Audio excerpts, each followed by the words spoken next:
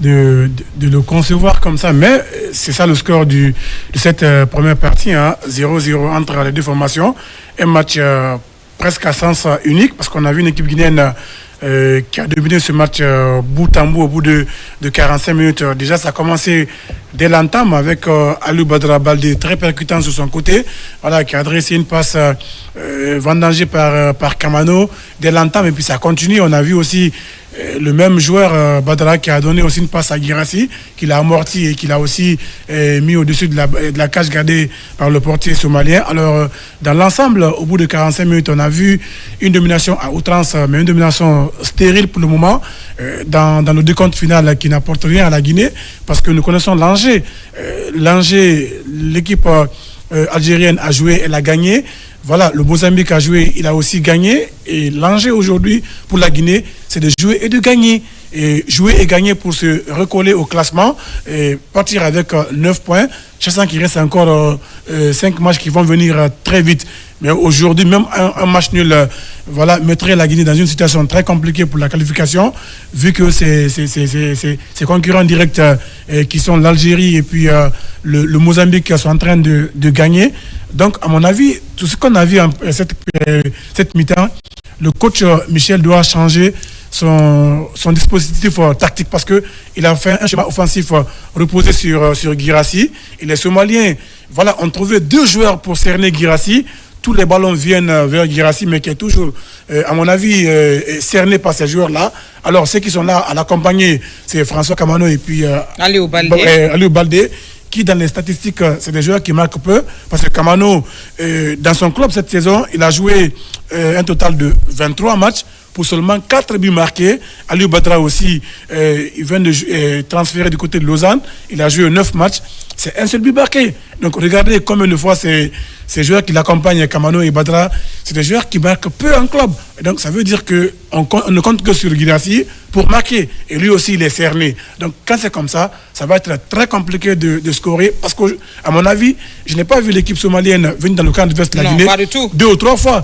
C'est seulement dans le temps. D'ailleurs, les statistiques le démontrent. Voilà. On a eu 3 tirs cadrés, 0 du côté somalien. Justement, c'est seulement dans le temps additionnel qu'on a vu le gardien guinéen toucher le ballon. Donc ça veut dire que c'est un match à sens unique. Maintenant, c'est au coach de faire une lecture normale du jeu pour changer son schéma tactique pour permettre à la Guinée de gagner. Parce que pour moi, c'est une déception pour cette équipe de rentrer au cours de cette mi-temps sans marquer au moins 2-3 buts. Comme l'a dit nos envoyés spéciaux qui sont en train de commenter ce match. Parce que les occasions qu'on a vues, on pouvait gagner et marquer 4 buts sans crier au scandale, tranquillement. Ouais. Mais voilà, si on est encore dans cette situation, c'est vraiment très dommage et très regrettable. Voilà, et Kaba Bamba, la possession 69 contre 21 pour la Guinée. On a eu 3 tirs cadrés, 0 de l'autre côté, et puis 4 tirs bloqués. Dès que les Somaliens ont bloqué 4 tirs nets, pratiquement un peu de net début, et ça n'arrive toujours pas, on n'arrive pas à ouvrir le score. Ce qui est grave, dominer n'est pas une garantie de la victoire. Il faut être efficace au niveau de la zone de vérité. Et au niveau de la ligne d'attaque guinéenne, il y a eu beaucoup de gâchis, il faut le dire. Et ça, je ne souhaite pas qu'on regrette pour la deuxième mi-temps. Mais au niveau de la défense, le tandem entre Diarabi, c'est pas mal. Au niveau du milieu du terrain, il y a eu beaucoup de récupération. Mais au niveau de la ligne d'attaque, il n'y a pas de finition. Donc il faut changer, il faut essayer vraiment de changer cela. Et le problème c'est aujourd'hui, Aliou Badara, il fait beaucoup de débordements. Il y a des centres qui arrivent à Guirassy, mais Guirassy est ceinturé. Donc pour moi, il faut essayer de changer la tactique. Qu'est-ce qu'il faut faire? Il y a une politique ou un système anti-Guirassy aujourd'hui. Maintenant, sous les bancs, quels sont ceux qui peuvent apporter pour cette deuxième mi-temps? La question reste là. Il y a les Morla ici, là, il y a Agibou. Mais sinon, aujourd'hui, il l'a dit, Kamano, il ne marque pas beaucoup. Et si le cas est ainsi, il faut faire rentrer quelqu'un qui peut débloquer la situation. il faut forcément gagner cette rencontre. Il a dit, nos concurrents, déjà, l'Algérie a gagné difficilement à Botswana, le Mozambique a gagné. On est en 3e position, mais on n'est pas assuré parce qu'on n'a que 6 points. C'est goal average qui nous différencie de Botswana et de l'Ouganda. Et l'Ouganda, on va rencontrer le mardi. Donc je dis, c'est un marathon. Il faut se battre pour gagner cette rencontre. On a toutes les chances, Kadi, mais on ne peut pas compter sur Guirassy. Il y a à un certain mois de match, il faut être un peu pragmatique. On sait, on l'a donné toutes les passes à Guirassy, mais il faut un autre joueur pour débloquer. Et nous avons la solution sur le banc, que ce soit à Morlaï, que ce soit à Guibou. Moi, je pense que la solution vient. Ça peut venir des bancs de réserve. Non, mais Kadi, ce qui est regrettable dans cette rencontre aujourd'hui, vous prenez un peu les statistiques ou le classement FIFA. La Somalie est classée comme dernière équipe sur le continent africain. 202e pays. Ouais. Voilà. Oui, mais souvent, les statistiques sont sur le football. On dit qu'aujourd'hui, il n'y a pas de petite équipe. La deuxième des choses, voyez un peu le résultat de la Somalie dans cette poule. Aujourd'hui, 4 matchs joués, c'est 4 défaites. La Somalie n'a marqué que 3 buts seulement pour 9 encaissés. C'est une défaite contre l'Algérie, 3 buts à 1. Une défaite contre l'Ouganda, 1 but à 0. Une défaite contre le Botswana, 3 buts à 1. Et voilà, une autre défaite contre l'équipe Botswana, je l'ai dit, 3 buts à 1. Et donc, c'est vraiment dommage. C'est vraiment très triste et dommage qu'on soit tenu en échec par cette équipe. Non, on n'est pas encore tenu en échec. Ça reste 45 je parle des 45 premières minutes. C'est très triste qu'on soit tenu en échec au bout de 45 minutes par l'équipe somalienne. Le contenu du jeu qu'on a vu aujourd'hui, c'est vrai, défensivement, on ne peut pas connaître la vraie valeur de cette défense aujourd'hui parce que nous jouons contre une équipe qui est très très faible. Non, pas considérée. Ce qu'on a vu dans cette mi-temps, c'est une équipe somalienne qui, à mon avis, est très faible. Certes, on me dira que le gardien aujourd'hui est dans son... forte défensivement. Oui, non, surtout que le gardien aujourd'hui... Le gardien est dans son jour parce qu'il a fait 4 arrêts décisifs. C'est très important dans cette rencontre. Mais, offensivement, côté guinéen, ça reste encore à désirer. C'est vrai, les joueurs qui sont là, au niveau de la percussion, il n'y a pas de problème. Kamano et puis Baldé. Mais en termes de finition, je pense que le coach doit réagir immédiatement.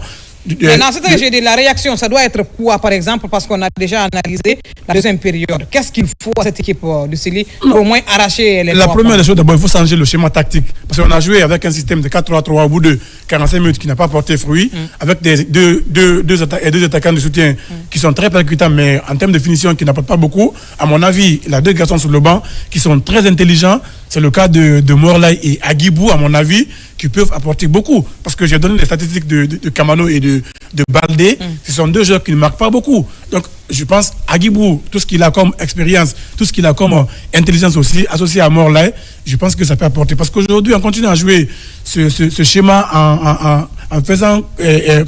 en voulant aider Guirassy à marquer. Oui. Aujourd'hui, les autres ont mis un système qui est anti-Guirassy. Les Somaliens ont compris que sur le dernier match de la Guinée, c'est Guirassy qui marque. Contre le Congo, c'est lui qui a marqué. Contre la Tanzanie, comment on dit déjà, et avant de partir jouer contre le Congo, le match qu'on a joué, c'est contre l'Éthiopie, voilà. Il a marqué 2 fois contre l'équipe éthiopienne. Donc ils savent que tout ce que la Guinée a comme finition, ça passe forcément par Serhou Guirassy. Donc en mettant un plan anti-Guirassy, on peut rapidement cerner le match et les contrer à un. Qu'est-ce qu'il faut, Mohamed Kaba Bamba, rapidement? Bon, ce qu'il faut, il a mentionné, mais ce qui reste clair, il faut essayer de renforcer la ligne d'attaque.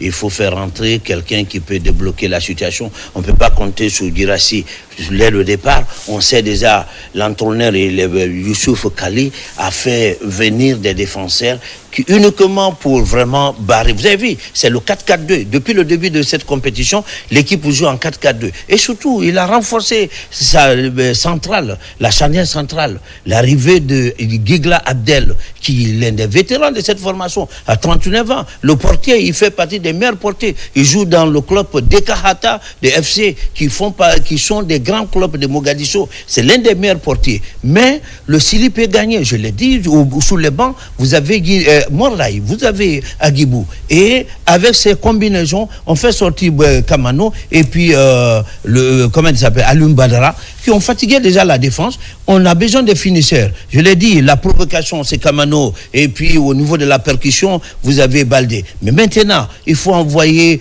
un milieu créatif, un milieu finisseur comme Morlaï Silla, qui va vraiment changer la situation. Mais c'est quelqu'un qu'on n'a 45 pas assez vu ce soir, c'est Isiaga.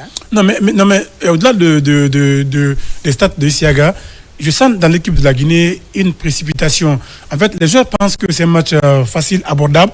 C'est ce qui fait que tout le monde veut marquer. Non, regardez, tout le monde veut marquer. On avait un moment même Mohamed Ali qui joue comme défenseur central, qui est beaucoup plus présent au niveau de l'attaque. Et on a vu à 2 fois aussi Mouta Diarabi sur des montées. Donc, à mon avis, les joueurs déjà ont en tête que la Somalie, oui, c'est une équipe qui ne reprend rien, donc on peut les battre facilement. Et tout le monde a envie de marquer. Vous avez vu Kamano 2 fois, c'est Duba Sissé qui a raté, même Mohamed Madi aussi. Chacun s'est dit oui, il faut marquer. Donc tant qu'on ne joue pas un football collectif dans l'intention de marquer, ça va être très compliqué pour nous de marquer. Parce que, voilà, vouloir penser que l'équipe est aussi très faible techniquement, ça peut poser problème. Au niveau de la circulation de balles, de l'animation, il y a le côté positif, côté Guinée en tout cas. Vraiment, il y a une bonne circulation. Mais arriver dans les 18 mètres de l'équipe adverse, on n'arrive pas à faire ces derniers gestes. Donc, il faut changer. Et je pense qu'au niveau de la charnière centrale, Ali, il monte parce qu'il a vu qu'au niveau de Girassi, il n'arrive pas à concrétiser ses occasions. Mais ce qui reste clair, il faut faire beaucoup attention. Cette formation est en train d'endormir l'Océlie. Vous avez vu la dernière occasion. Ils ne sortent pas quand même. Ils ne sortent pas. Ils ne permettent pas à la Guinée aussi de jouer. Oui, non, pas du tout. On est en train de suivre leur rythme. En train de suivre leur rythme. Et un match comme ça peut être un match piège pour la Guinée. Donc il va falloir tirer rapidement les leçons positivement, parce que la Guinée est en train de montrer la même voie, évoluer en dents de scie dans cette compétition. Les équipes sont déjà sur le terrain rapidement. On a vu une victoire de la Guinée, par exemple, lors de la première journée contre l'Ouganda. Ensuite, une défaite contre l'équipe de Botswana et gagner contre l'Algérie, venir peut-être contre le Mozambique. Peut-être on va gagner, comme c'est en dents de scie. Les équipes supposées faibles posent problème à la Guinée. Je pense qu'il faut régler ça vite pour passer à autre chose. Merci beaucoup. Omer Lamine Mansaré, notre ami qui t'envoie des fleurs. Il dit qu'il partage tes analyses. Et puis, on va aller de côté du BMP, suivre un peu nos commentateurs pour la deuxième période. Après, on se retrouve ici pour analyser. J'espère que ce sera avec les sourires aux rêves. On espère que la deuxième mi-temps, ça peut changer et puis on peut gagner au moins minimum 2 à 3-0 pour avoir les 3 points. C'est ce qui est beaucoup plus important pour nous.